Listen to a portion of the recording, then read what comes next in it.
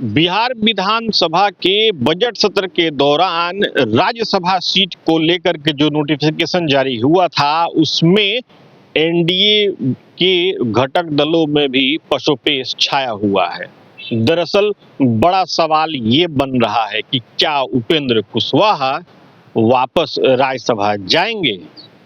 दरअसल उपेंद्र कुशवाहा की भी सीट राज्यसभा की उस सीट में से एक है जो खाली होगी और उसके जगह पर कोई और चेहरा राज्यसभा में बिहार से जाएगा।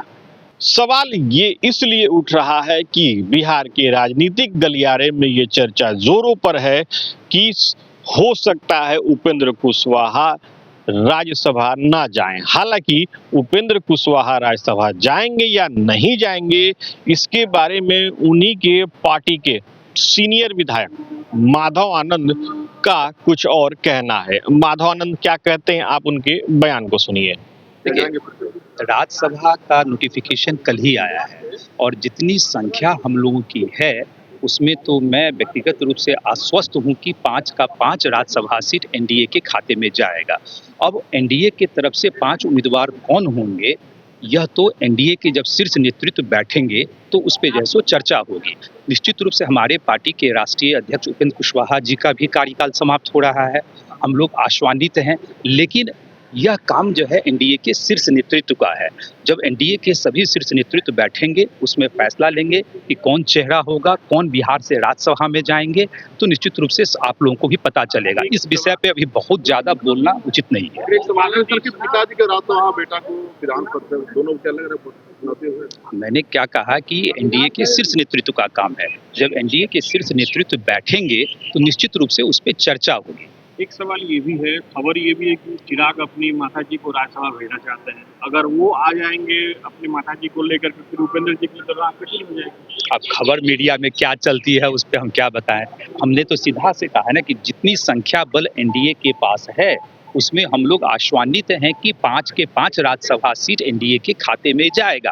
अब एनडीए के तरफ से कौन कौन लोग राज्यसभा में जाएंगे, जब एनडीए के शीर्ष नेतृत्व आपस में बैठेंगे तो इस पे चर्चा होगी। आदरणीय उपेंद्र कुशवाहा जी का भी कार्यकाल समाप्त हो रहा है और लंबे अरसों से वो सदन के हिस्सा रहे हैं, चाहे लोकसभा के माध्यम से हो या राज्यसभा के माध्यम से हो, लेकिन वो शीर्ष नेतृत्व का काम है। थोड़ा सा वक्त का इंतजार कीजिए, अभी इस विषय पे बहुत ज्यादा बोलना मेरे लिए उचित नहीं है। तो आपने सुना माधव आनंद ने क्या कहा। हालांकि इस अहम मुद्दे पर जदयू कुछ नहीं कह रही है, लेकिन बीजेपी का कुछ और कहना है। बीजेपी क्या कहती है, आप उनके भी नेता के बयान को सुनिए। राज्यसभा का चुनाव संगठन और गठबंधन की सामूहिक सहमति से तय होता है। भारतीय जनता पार्टी में कई योग्य और अनुभवी चेहरे हैं जिस पर शीर्ष नेतृत्व उचित समय पर निर्णय लेगा। जहां तक एनडीए की बात है, हमारा गठबंधन पूरी तरह मजबूत और एकजुट है।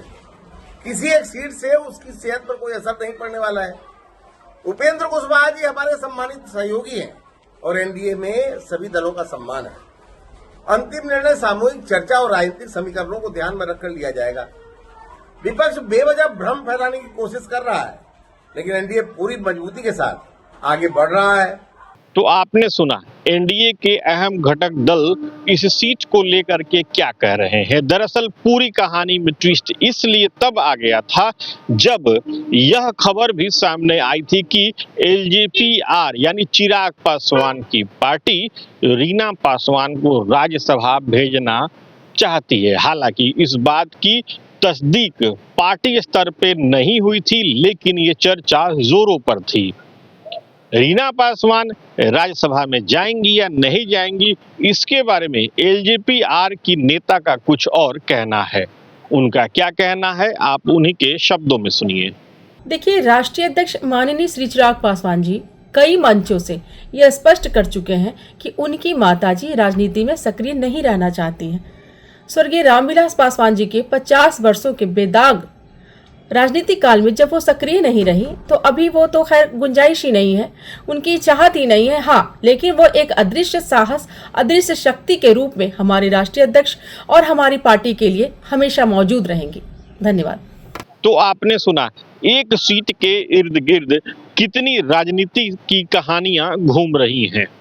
दरअसल मामला उपेंद्र कुशवाहा की सीट से जुड़ा हुआ है तो ये खबर और भी दिलचस्प बन जाती है।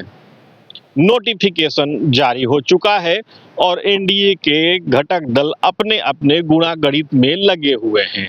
अब ऐसे में आगे आने वाले दिनों में ये देखना बहुत ही दिलचस्प होगा कि उपेंद्र कुशवाहा फिर से राज्यसभा में जाएंगे या फिर कोई और चेहरा राज्यसभा में जाएगा। Sujeet Kumar, TV 9 digital, Patna.